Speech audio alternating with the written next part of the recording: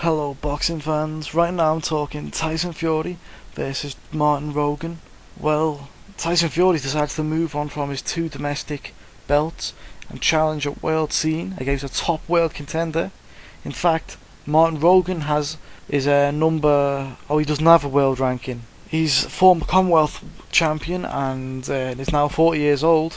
He's an Irish heavyweight coming back to the big time after a long layoff after undergoing career-saving neck and spinal operations. No, you did not hear that wrong. I said he's coming back after a year off after undergoing career-saving neck and spinal operations. Brilliant. So if you don't understand the point I was trying to make there, Martin Rogan, who I am a big fan of, being there from the start of the glory days to the end of the glory days, he's past his best, he's 40 years old, he's had neck and spine problems, and now he's coming back to fight Tyson Fury. I just don't think this is a good enough fight for ducking David Price. Does anyone else? Write that in the comment section. Starting with Tyson Fury, well, he seems to believe he needs to build a huge fan base around his Irish roots, and that's the only reason he's taking this fight, being that he's fighting a big Irish draw and he's fighting it in Belfast. Obviously, unlike his namesake, Tyson is very tall, being 6'9" to be exact, 6 inches taller than his opponent. He's only 23 years of age, a massive 17 years younger than his opponent. So it's very possible that Martin Rogan may have bagged his first babe before Tyson Fury was even born. Just nailing home that age difference there. Okay, Fury does have some decent names on his record, but he is very inexperienced. His inexperience does show in his fights. He doesn't seem to use his class, but gets drawn into slugging matches, and sooner or later he will pay for that. Fury does have, what is his best weapon, would you say? I don't know. He should use his jab, but he never seems to do it. He does have great combinations on the inside. He switches well from body to head, and vice versa, very fast. Ask Robert Helenius, he's a very good ambush fighter, if you don't know what I mean by that. Tyson Fury and Robert Helenius had a sparring session when I say not so long back, I mean 2 years back, so quite a while back. And the Nordic Nightmare, let's say, he didn't come off too well, and Tyson Fury is still picking pieces of Helenius' ass off his boot. So Tyson Fury also weighs a whopping stone and a half more than his overmatched opponent, and I think that may be a big talking point in this fight. However, and this is a good thing for Rogan, Fury is very mentally weak. It's easy to drag him into a war, and sooner or later the guy will end up fighting a guy with good power, and then he'll be in a lot of trouble if he gets dragged into a brawl. Okay, I just want to show you these two pictures now. The top one obviously being the John McDermott fight, and the bottom one being the Derek Chisora weigh-in. And the difference I'm trying to point out is, look at the difference in his conditioning. I mean, on the top one, that was younger in his career. It was a big fight for him, and he didn't come in good shape. I don't think he'd been training right for it. Definitely hadn't been eating right for it. He had almost no stamina in the fight, and basically he lost that fight in my opinion because he had awful stamina. If you look at the next one, that one's the Derek Chisora fight. And this is the one where I think Derek Chisora only won 2 rounds out of 12, so I think it was a good fight for Fury. He looks in better shape. If you can see, just look at his abs. That's all you need to do.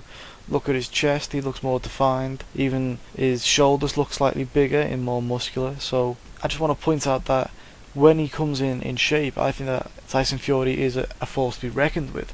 The only problem is when he has problems, and when I mean problems, I mean like if he's getting criticised, or let's say he's got outside the ring problems, for example, his dad's in prison, he can't separate that from the boxing world, and then puts on a load of weight, and then his performances suffer. So that's a plus for Martin Rogan.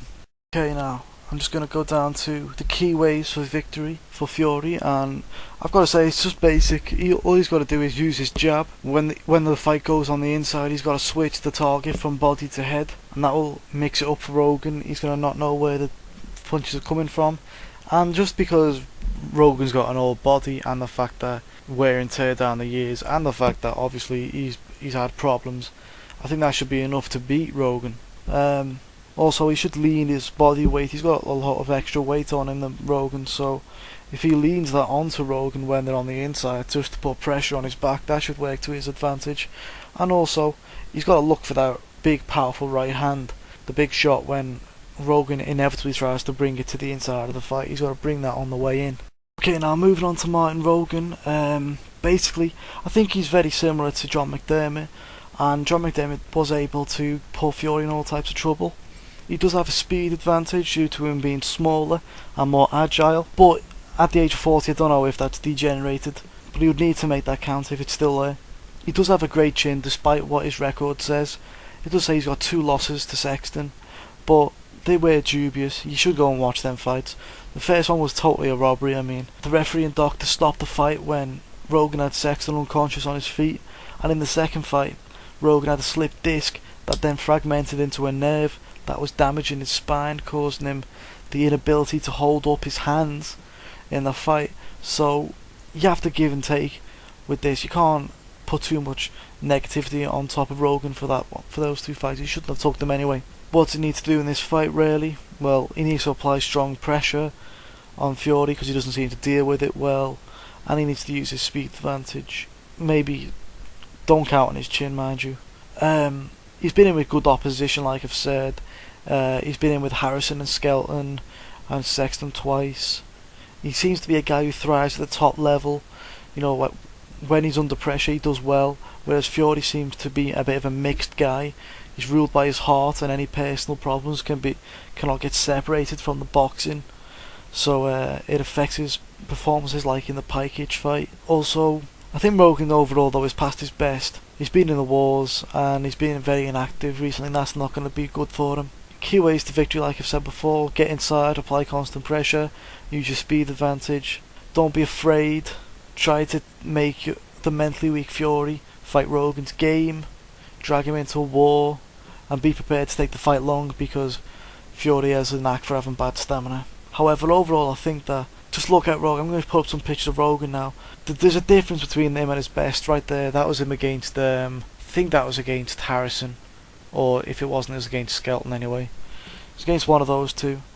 And if you, the bottom pictures up, the other one's a picture of him now. So it just doesn't look good, does it? I mean, he doesn't look in tip-top shape.